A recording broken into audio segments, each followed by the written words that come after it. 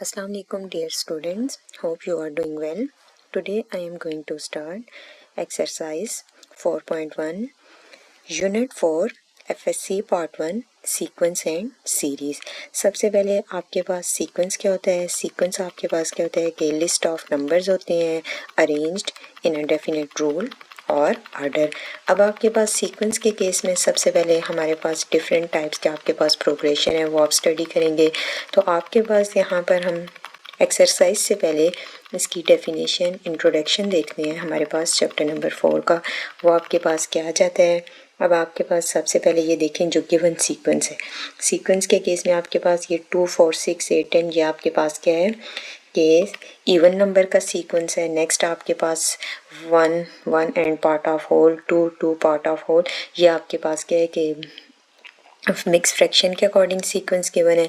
10 7 4 1 -2 ये आपके पास इसमें पॉजिटिव और नेगेटिव इंटीजर मिक्स हैं। और आपके पास इनफाइनाइट सीक्वेंस है, ये आपके पास गिवन सीक्वेंस है। अब आपके पास यहाँ पर नेक्स्ट सीक्वेंस आपके पास क्या होता है? A sequence is a function. Sequence आपके पास क्या है? A sequence is a function whose domain is the set of positive integers. The numbers in the range of the sequence are real numbers.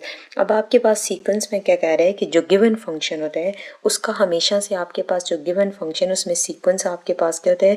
A sequence is a function whose domain is the set of positive integer. आपके पास जो इसकी domain है वो set of positive integer है, तो range आपके पास क्या होगी? Of a sequence are real numbers called term of the sequence. वो आपके पास क्या कहलाएंगी? Term of the sequence. फिर आपके पास क्या है कि construction of a sequence from a formula inductive definition. Let f be a function defined by. अब आपके पास जो गिवन फंक्शन है आपने उसको डिफाइन किया, लाइक इसमें आपके पास जो वेरिएबल यूज़ करें one F of N equal to 2n। अब यहाँ पर n आपके पास बिलोंग कर रहा है नेचुरल नंबर को 1 2 3। अब आपके पास जब n 1 होगा तो आपके पास क्या आएगा? लाइक आप इसको इनपुट देंगे, डोमेन 1 देंगे, आपके पास आउटपुट 2 आ रही है। जब आप 2 डोमेन देंगे, इनपुट देंगे, आपके पास आउटपुट 4 आएगी। जब आप इसको 3 पुट करेंगे आपके पास जो आउटपुट आएगी वो 6 आएगी। अब जो आपके पास फर्स्ट टर्म है वो आपके पास क्या है? Like F of 1 is equal to 2 ये आपके पास फर्स्ट टर्म है। एफ ऑफ 2 इक्वल टू 4 ये आपके पास सेकंड टर्म है। एफ ऑफ 3 इक्वल टू 6 ये आपके पास थर्ड टर्म है। अब आपके पास जो गिवन सीक्वेंस है वो आपके पास इनफाइनाइट सीक्वेंस है। इस केस में आपके पास इसकी जो nth टर्म होगी वो लाइक आपके पास यहाँ पर 1 2 3 अप टू सो इन्फिनिटी तक जा रहा है। तो यहाँ पर आपके पास nth टर्म इनफाइनाइट सीक्वेंस है। अगर आपके पास गिवन सीक्वेंस फाइनाइट होता तो आपके पास फाइनाइट सीक्वेंस मीन्स कि आपके पास फर्स्ट 20 नेचुरल नंबर गिवन होते, आपके पास जो गिवन सीक्वेंस है वो फाइनाइट सीक्वेंस होता। तो उस केस में जो आपके पास nth टर्म होती, लास्ट टर्म होती, वो 20 होती। तो जब आप f ऑफ 20 पुट करते तो आपके पास 40 आंसर आता है। वो आपके पास इसकी सीक्वेंस की क्या होती? nth टर्म होती, लास्ट टर्म होती। अब आपके पास जो रिक्वायर्ड सीक्वेंस है उसमें आपके पास जो आउटपुट आ रहा है वो आपके पास क्या है? 2 4 6। यहाँ पर आपके पास जो बात आपने रिमेंबर याद रखनी है, आपके पास क्या है कि a sequence is also called a progression. Sequence is also called, आपके पास क्या होता है? प्रोग्रेशन होता है। प्रोग्रेशन के मीन्स कि आपके पास जो गिवन सीक्वेंस होता है वो आपके पास उसमें जो नंबर्स होते हैं, सीक्वेंस का जो पैटर्न होता है वो डेफिनेट रूल अकॉर्डिंग के उसके अकॉर्डिंग होता है। डेफिनेट रूल के अकॉर्डिंग उसका जो पैटर्न है वो मैटर करता है। नेक्स्ट आपके पास क्या है? A sequence is a collection of a numbers arrange in a particular order. अब यहाँ पर आपके पास ये जो इसकी डेफिनेशन हाईलाइट है, a sequence is a collection of numbers arranged in a particular order. The sequence 1 1 2 3 5 8 can be written as x1 is equal to x2 which is equal to 1। यहाँ पर इसकी जो फर्स्ट और सेकंड टर्म है वो आपके पास दोनों क्या है? 1 है। और लास्ट टर्म आपके पास क्या है? xn is equal to xn minus 1 plus xn minus 2 up to so on. Like last term को उन्होंने प्रॉपर डिफाइन किया। और n आपके पास क्या है? ग्रेटर देन 2 है और n बिलोंग कर रहा है नेचुरल नंबर को। यहाँ पर आपके पास जो xn टर्म है वो आपके पास क्या है? ग्रेटर देन 2 है। और n आपके पास किसको बिलोंग कर रहा है? नेचुरल नंबर को बिलोंग कर रहा है। Greater than or equal to 2 हो तो इसका मतलब यहाँ पर जस्ट n ग्रेटर देन 2 है, मीन्स के 2 से ग्रेटर देन। तो यहाँ पर n अगर आपके पास greater than or equal to 2 होता, greater than or equal to 2 होता है तो इट्स मीन्स कि जो गिवन सीक्वेंस है उसमें आपके पास जो टर्म 2 है वो आपके पास क्या होती है? इंक्लूडेड होती है। यहाँ पर आपके पास जब n को आपके पास greater than or equal to 2 है तो यहाँ पर आपके पास 1 और 2 दोनों टर्म्स गिवन है, फर्स्ट टर्म भी गिवन है, सेकंड टर्म भी गिवन है, इसलिए जो आपके पास गिवन सीक्वेंस है वो ग्रेटर देन 2 है। आपके पास जब n को इनपुट देंगे आप ग्रेटर देन 2 पुट करेंगे, आपके पास 2 इसमें इंक्लूडेड नहीं है, आप 3, 4, 5, 6 up to so on values put करेंगे। और आपके पास ये जो n है ये किसको बिलोंग कर रहा है, नेचुरल नंबर के सेट को। अब यहाँ पर आपके पास क्या है, xn is equal to xn-1 plus xn-2, n को जब आप 3 पुट करेंगे तो आपके पास आएगा x3 is equal to xn means 3 - 1 plus 3 - 2, यहाँ पर आपके पास x2 आ जाएगा प्लस x1 आ जाएगा। x2 और x1 दोनों की वैल्यूज़ गिवन है, जब आप ये दोनों वैल्यूज़ यहाँ पर पुट करेंगे आपके पास x3 के लिए ये आउटपुट आंसर आ जाएगा। अब यहाँ पर आपके पास जो बात आपने याद रखनी है, आपके पास क्या है कि सीक्वेंस में be described by specifying first few terms and a formula or a set of formula given giving a relation between successive terms. Such a formula is called recursive formula or recursive relation. अब आपके पास sequence के case में आपके पास जैसे यहाँ पर next term आप जब कैलकुलेट करेंगे फाइंड करेंगे तो वो आपके पास प्रीवियस टर्म के ऊपर डिपेंड करती है। यहाँ पर आपके पास जब नेक्स्ट टर्म की वैल्यूज़ कैलकुलेट करते हैं तो आपके पास प्रीवियस टर्म की वैल्यूज़ वहाँ पर डिपेंड कर रही थी, उसको आप यूज़ कर रहे थे। To find the next term of the sequence we use previous term. अब यहाँ पर देखें x3 की वैल्यू कैलकुलेट करने के लिए आप x2 और x1 को यूज़ करते हैं और आपके पास ये जो गिवन सीक्वेंस होता है उसको आप क्या कहते हैं कि रिकर्सिव फार्मूला के अकॉर्डिंग करते हैं, या फिर आपके पास क्या आ जाता है रिकर्सिव रिलेशन। यहाँ पर आपके पास जो एग्जांपल 1 है वो आपके पास क्या है कि right the first 4 term a1, a2, a3 and a4 of each sequence. अब आपके पास यहाँ पर जो गिवन सीक्वेंस है वो गिवन है where an is equal to f of a। अब आपके पास जो a की वैल्यू है वो आपके पास गिवन है an is equal to f of a, a1, a2, a3, a4 आपने कैलकुलेट करनी है। आपके पास जो गिवन फंक्शन है वो आपके पास क्या है f of n equal to 2n-5। आपके पास क्या है F N is equal to 2n-5। B के केस में आपके पास क्या है F N is equal to 4 into 2 और 2 की आपके पास जो सुपर स्क्रिप्ट है उसमें जो पावर है n-1।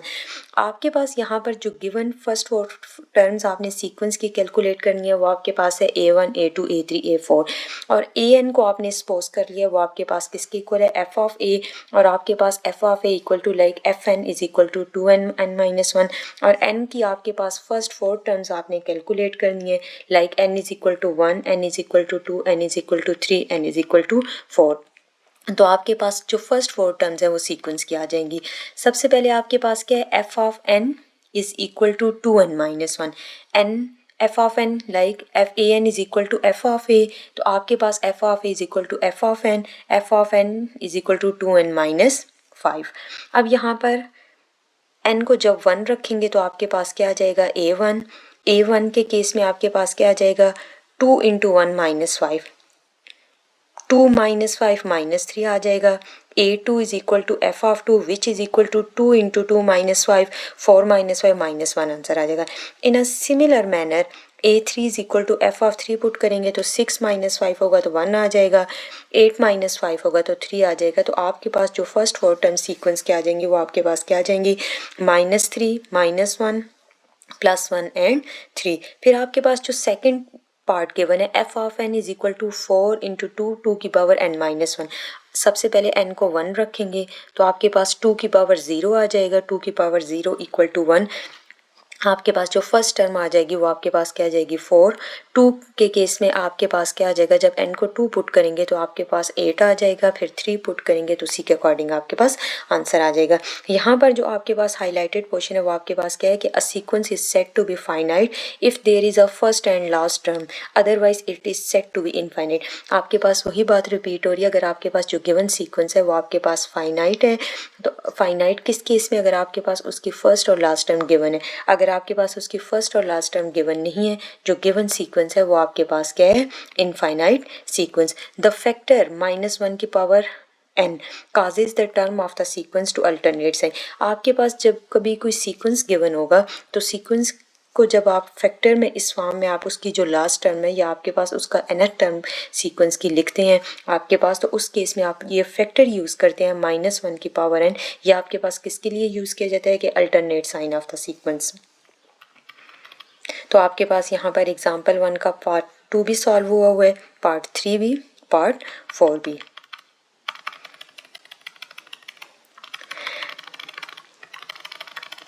अब नेक्स्ट आपके पास एग्जांपल 2 है, find the first 4 term of the recursive sequence. अब यहाँ पर रिकर्सिव वर्ड यूज़ किया गया है, तो आप सीक्वेंस की जो नेक्स्ट टर्म है उसको कैलकुलेट करने के लिए प्रीवियस जो टर्म होगी उसको आप यूज़ करेंगे। The sequence is defined recursively so we must find the terms in order. आपके पास जो गिवन सीक्वेंस है an is equal to 2 an minus 1 plus 1, a1 आपके पास डिफाइन है, वो आपके पास क्या है 3 है। जो गिवन सीक्वेंस है उसमें आपके पास फर्स्ट टर्म डिफाइन है, आपने ऑटोमेटिकली इसकी सेकंड टर्म कैलकुलेट करनी है। जब आप n को 2 पुट करेंगे तो ऑटोमेटिकली यहाँ पर 2a1 प्लस 1 आ गया है। तो आपके पास सेकंड टर्म को कैलकुलेट करने के लिए आप फर्स्ट टर्म की जो वैल्यू है वो यूज़ करेंगे, उसको पुट करेंगे, तब आपके पास सेकंड टर्म आएगी। जब आप थर्ड टर्म कैलकुलेट करेंगे उसमें आपके पास सेकंड टर्म को यूज़ करेंगे। जब आप फोर्थ टर्म कैलकुलेट करेंगे तो उसमें जो आपके पास जो थर्ड टर्म होगी सीक्वेंस की वो पुट करेंगे। There is no unique representation of a general term of the sequence, it is not always possible to determine the general. और आपके पास ज़रूरी नहीं होता कि कभी आपके पास जो गिवन सीक्वेंस होगा वो नेचुरल नंबर का सेट हो सकता है, वो आपके पास इवन नंबर का सेट हो सकता है, ऑड नंबर का सेट हो सकता है। और कुछ केसेस में जैसे आपके चैप्टर के स्टार्ट में कुछ ऐसे सीक्वेंस गिवन थे जिसमें आपके पास जनरल टर्म आपके लिए पॉसिबल नहीं होता कि आप उसको डिफाइन कर सके गिवन सीक्वेंस को जनरल टर्म के अकॉर्डिंग। अब यहाँ पर आपके पास रिकर्सिवली कुछ सीक्वेंस डिफाइन है। एग्जांपल नंबर 3 में आपके पास t1 आपके पास डिफाइन है, tn+1, और n आपके पास क्या है कि इनफाइनाइट सीक्वेंस के लिए लाइक जो n is equal to 1 2 3 up to so set of natural numbers है।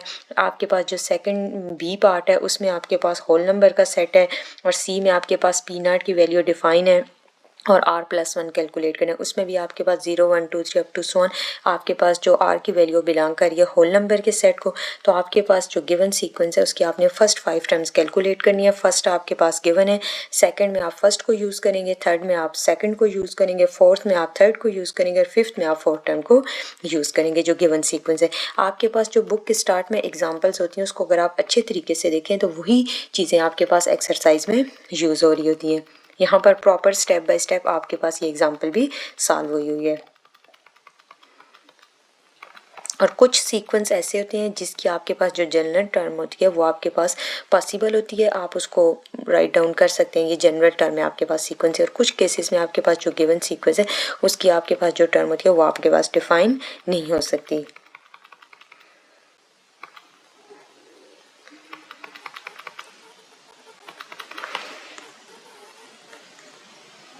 नेक्स्ट ये आपके पास पास्कल ट्रायंगल उस सीक्वेंस को डिफाइन किया गया है, लाइक आपके पास डेफिनेट उसके अकॉर्डिंग यहाँ पर आपके पास इसको भी देख लेते हैं।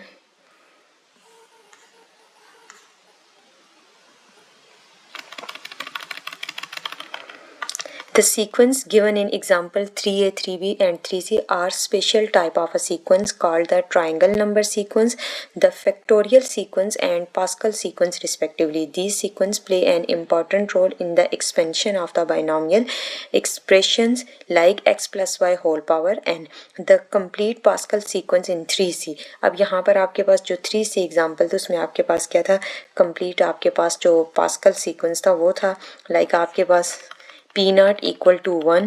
This sequence is so important that it has own special notation r factorial. Read as r factorial. It is defined as 0 factorial equal to 1 and r plus 1 whole factorial is equal to r plus 1 into r factorial. r is equal to 0 1 2 3. अब यहाँ पर आपके पास p1 की जब value आप find कर रहे होते हैं तो आपके पास क्या आता है 4 into p0, 4 divided by 1 into p0, तो आपके पास 4 इंटू 1 इंटू 1, तो आपके पास जो आंसर है वो 4 आ रहा है।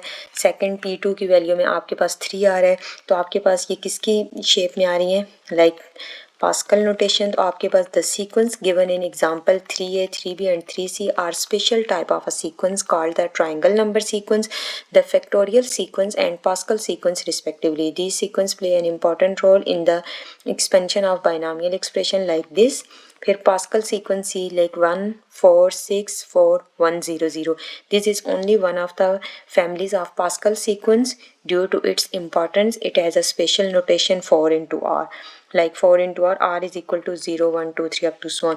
4 इंटू 0 इक्वल टू 1. अगर यहाँ पर आप इसके ऊपर प्रॉपर इसकी वैल्यूज़ को सॉल्व करें तो आपके पास इसको परम्यूटेशन या कम्बिनेशन के अकॉर्डिंग सॉल्व करें तो आपके पास इसका आंसर क्या आएगा 1, इसका आंसर 4 आएगा, इसका आंसर 6 आएगा. प्रॉपर आप इसको सॉल्व करिए और इसकी जो general definition like n into 0 equal to 1 and n into R plus 1 is equal to n minus R divided by R plus 1 n into are.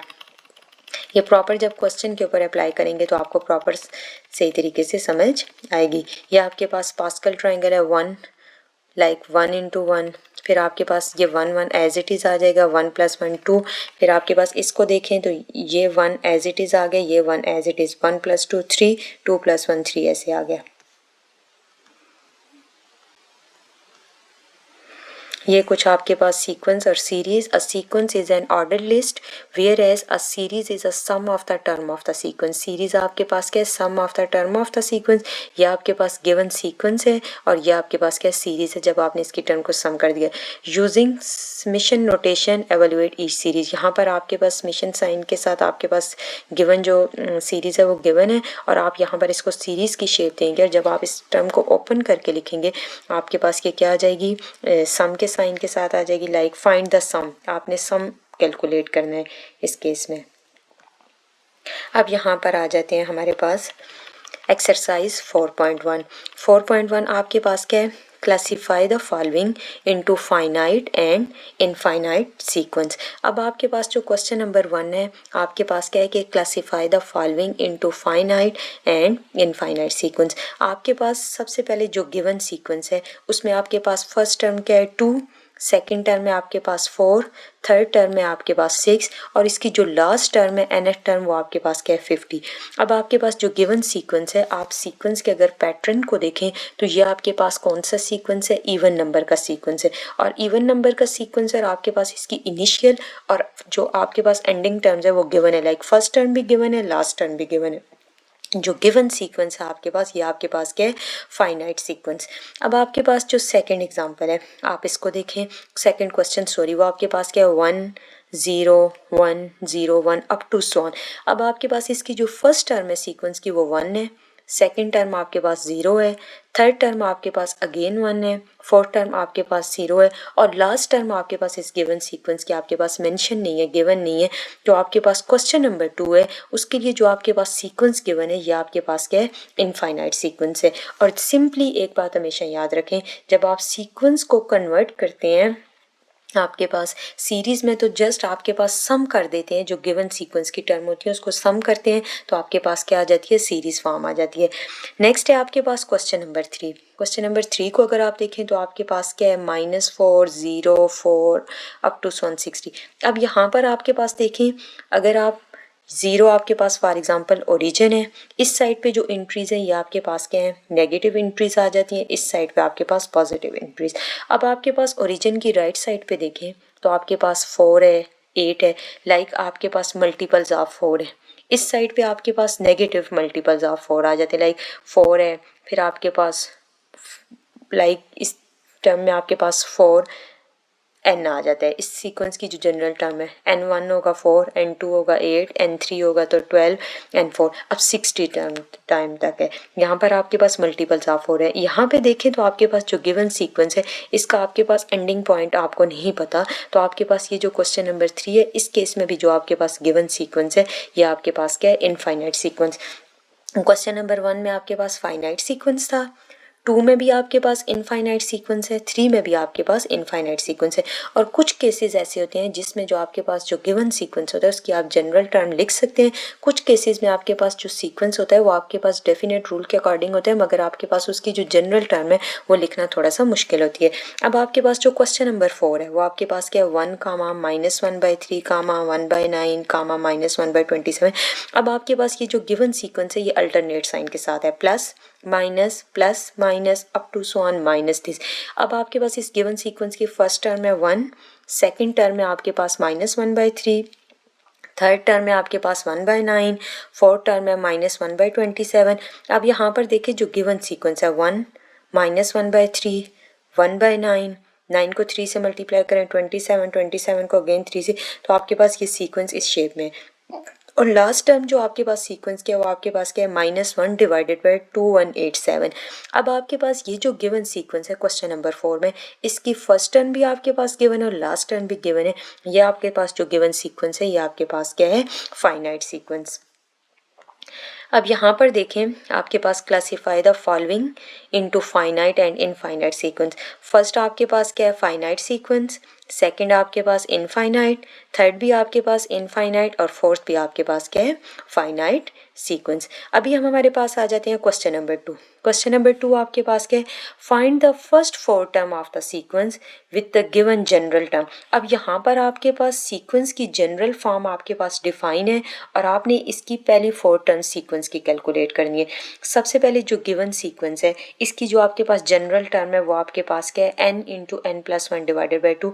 आप इस जनरल टर्म को डिनोट कर सकते हैं, let an is equal to n into N plus one divided by 2, या आप इस given general term को इस तरह भी लिख सकते हैं, f of n is equal to this. आप लेट्स सपोज कर सकते हैं। अब आपके पास क्वेश्चन नंबर 1 क्या है, n into N plus one divided by 2। आपके पास यहाँ पर इसकी जनरल टर्म गिवन है, आपने इसकी फर्स्ट 4 टर्म्स कैलकुलेट करनी है। पेपर में अक्सर इस तरह आपके पास आ जाते हैं एमसीक्यूज में कि आपके पास जनरल टर्म गिवन होगी, आपने इसकी 5th टर्म कैलकुलेट करनी है, तो डायरेक्ट आप गिवन सीक्वेंस में पहले फर्स्ट टर्म पुट करें, सेकंड, और अगर आपके पास टाइम शार्ट होता है तो आपके पास इस गिवन जो जनरल टर्म सीक्वेंस है यहाँ पर आप डायरेक्ट n की वैल्यूज 5 पुट करें तो आपके पास आंसर आ जाता है। अगर आपके पास जो गिवन सीक्वेंस है वो अगर आपके पास रिकर्सिवली रिलेशन के अकॉर्डिंग है, फिर उस केस में आपने 1 बाय 1 सारी टर्म्स कैलकुलेट करनी होती है, क्योंकि अगर आपने यहाँ पर 4th टर्म कैलकुलेट करनी है तो उसमें आपके पास 3rd टर्म यूज होगी। अब आपके पास जो गिवन सीक्वेंस है वो आपके पास क्या है, जनरल टर्म है n into N plus one divided by 2।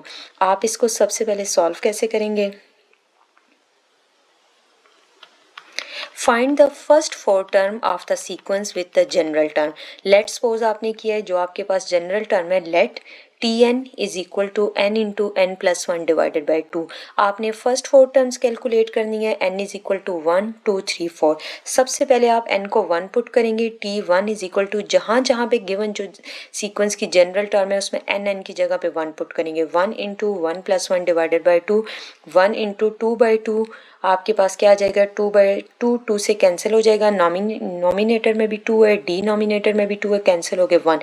आपके पास जो फर्स्ट टर्म है सीक्वेंस की उसका आंसर क्या आ गया, वो आपके पास क्या आ गया है, 1।